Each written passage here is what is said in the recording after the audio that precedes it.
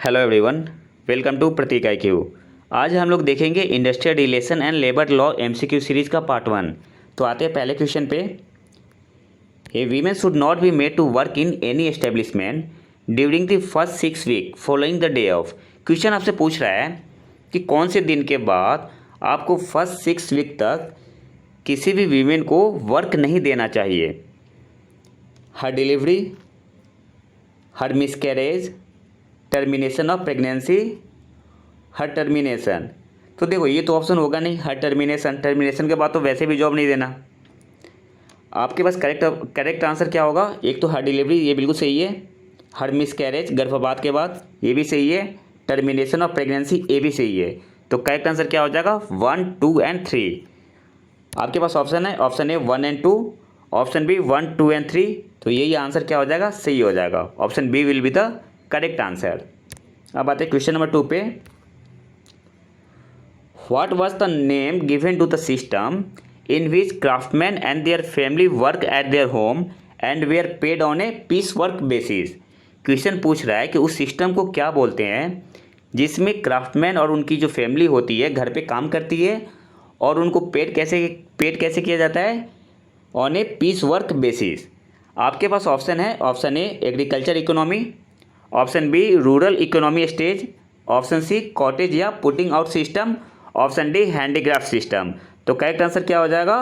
Option C will be the correct answer. इस type के system को क्या बोलते हैं? कॉटेज या putting out system. Option C will be the correct answer. अब आते हैं क्वेश्चन नंबर 3 पे। क्वेश्चन नंबर 3 क्या बोल रहा है? Who participating in collective bargaining process must be strong democratic and enlightened. अब एक कलेक्टिव बार्गेनिंग प्रोसेस क्या होता है? सबसे पहले समझते हैं कि जो कलेक्टिव बार्गेनिंग प्रोसेस होता है ये होता क्या है। तो एक ऐसी प्रक्रिया है जिसके द्वारा लेबर यूनियन और मैनेजमेंट के बीच समझौता करके रोजगार संबंधी विवादों को शांतिपूर्ण तरीके से हल किया जाता है। कलेक्टिव बार्गेनिंग प्रोसेस क्या होता है? इसमें लेबर यूनियन और मैनेजमेंट के बीच समझौता करके रोजगार संबंधी विवादों को शांतिपूर्ण तरीके से हल किया जाता है, जिसको क्या बोलते हैं? Collective bargaining process. अब आते हैं क्वेश्चन पे। क्वेश्चन पूछ रहा है who participating in collective bargaining process must be strong democratic and enlightened.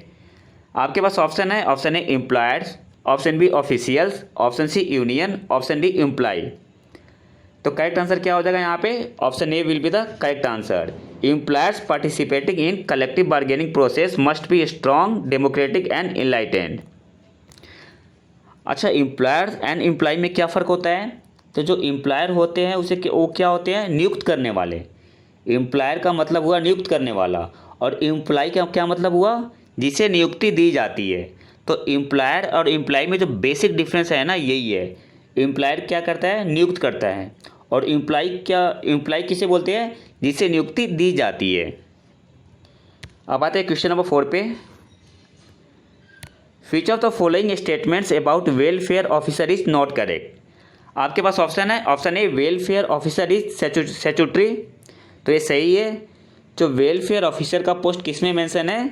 Section 49 in the factory act 1948। जो वेलफेयर ऑफिसर का पोस्ट है वो कहाँ मेंशन है? Section 49 in the factory act 1948। Option A तो बिल्कुल सही है। ऑप्शन बी तो the qualification and duties of welfare officer are prescribed, ये भी सही है। वेलफेयर ऑफिसर के लिए क्वालिफिकेशन क्या होना चाहिए? Post graduate in social science, diploma in labour welfare. तो ये प्रिस्क्राइब्ड है, क्वालिफिकेशन भी और ड्यूटीज भी। ऑप्शन सी क्या है? Welfare officer is a third force. Option C भी सही है। अब आते हैं ऑप्शन डी पे। Welfare officer has to represent the employer in case of industrial dispute, ये गलत है। वेलफेयर ऑफिसर का ऐसा कोई भी काम नहीं है जिसमें उनको रिप्रेजेंट करना पड़े the employer in case of industrial dispute. तो करेक्ट आंसर क्या हो जाएगा? Option D will be the correct answer.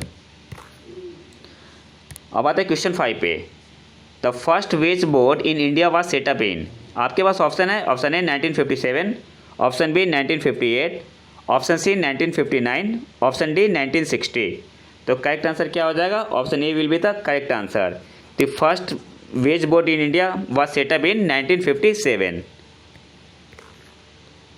by which amendment the provision of workers' participation in management was incorporated in the Indian Constitution। Question पूछ रहा है आपसे कि किस अमेंडमेंट के द्वारा ये प्रोविज़न लाया गया कि जो वर्क मैनेजमेंट में वर्कर का पार्टिसिपेशन होगा। आपके पास ऑप्शन है, option A 41, option B 42, option C 43, option D 44। तो करेक्ट आंसर क्या हो जाएगा? Option B will be the correct answer, 42nd amendment द्वारा। क्वेश्चन नंबर 7 क्या है? Which of the following is not a type of unemployment. आपके पास option है, option A frictional unemployment, option B technological unemployment, option C discussed unemployment, option D migratory unemployment. तो correct answer क्या हो जाएगा? Option D will be the correct answer. Migratory unemployment को type of unemployment में नहीं लेते हैं। अच्छा, फ्रिक्शनल अनएम्प्लॉयमेंट क्या होता है? तो जब कच्चे माल की कमी से या मशीनों की गड़बड़ी से जब काम बंद हो जाता है और इसकी वजह से जो बेरोजगारी होती है उसे क्या बोलते हैं? Frictional unemployment. और डिस्क्यूस्ड अनएम्प्लॉयमेंट या प्रच्छन्न बेरोजगारी किसे बोलते हैं? प्रच्छन्न बेरोजगारी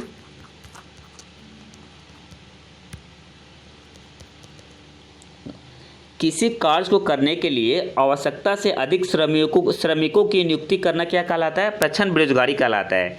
जैसे खेती का कोई काम है, वहाँ पे बस 2 आदमी से काम हो जाए, लेकिन वहाँ पे काम कितने कर रहे हैं? 5 आदमी, 10 आदमी। तो इसे किस टाइप का अनएम्प्लॉयमेंट बोलेंगे? प्रच्छन्न बेरोजगारी, डिस्क्यूस्ड अनएम्प्लॉयमेंट। अब आते हैं क्वेश्चन नंबर 8 पे। Industrial relation represent the relationship between employer, option B employees, option C trade union, option D employer employees, trade union and government. तो करेक्ट आंसर क्या हो जाएगा यहाँ पे? Option D will be the correct answer, employer employees, trade union and government. Industrial relation includes option A relationship between employ, employer, trade union and government, option B organisation of employees worker including worker participation in management, option C economic and social development of employees, option D all of the above. तो correct answer क्या हो जाएगा? Correct answer हो जाएगा option D all of the above. जो modern industrial relation है इसमें economic and social development of employ को भी देखा जाता है। वर्कर का मैनेजमेंट में पार्टिसिपेशन कैसा है इसे भी इंक्लूड करते हैं। तो करेक्ट आंसर क्या हो जाएगा? Option D will be the correct answer. अब आते हैं क्वेश्चन नंबर 9 पे। Types of labour welfare includes. आपके पास ऑप्शन है, option A extra mural, option B intramural, option C both, option D none of these. तो लेबर वेलफेयर को 2 parts में डिवाइड करते हैं। एक तो करते हैं एक्स्ट्रा मूरल और एक इंट्रामूरल। अब एक्स्ट्रा मूरल क्या होता है? तो जो outside organisation like medical facility इसमें मेडिकल फैसिलिटी को देखा जाता है, पेंशन फैसिलिटी, ये सब क्या हो गया? टाइप्स ऑफ लेबर वेलफेयर है जिसे क्या बोलते हैं? Extra mural. इसमें medical facility, pension facility, ETC ये सब आता है एक्स्ट्रा मूरल में। और इंट्रामूरल क्या होता है? Within the organisation like drinking water, urinal, ये सब क्या हो गया? इंट्रामूरल में आता है। तो आपसे पूछ रहा है क्वेश्चन में कि types of labour welfare includes, तो दोनों होगा, एक्स्ट्रा मूलर भी होगा और इंट्रामूलर भी होगा। तो करेक्ट आंसर क्या हो जाएगा? Option C will be the correct answer. अब आते हैं आज के आखिरी क्वेश्चन पे। Which theory of labour has 2 connotations, namely the investment and atonement aspect. Question आपसे पूछ रहा है कि वो कौन सा थ्योरी है जिसमें क्या देखा जाता है? निवेश और प्रायश्चित, मतलब कि आप जैसा कर्म करोगे वैसा फल पाओगे, इस टाइप का थ्योरी है। आपके पास ऑप्शन है, option A religious theory, option B policing theory, option C philanthropic theory, option D paternalistic theory. तो करेक्ट आंसर क्या हो जाएगा? Option A will be the correct answer, religious theory बोलते हैं। और ये पॉलिसिंग थ्योरी क्या होता है? तो policing theory is based on assumption that human being is so much selfish. कोई भी एम्प्लॉई काम तब तक नहीं करेगा जब तक उसे फोर्स ना किया जाए।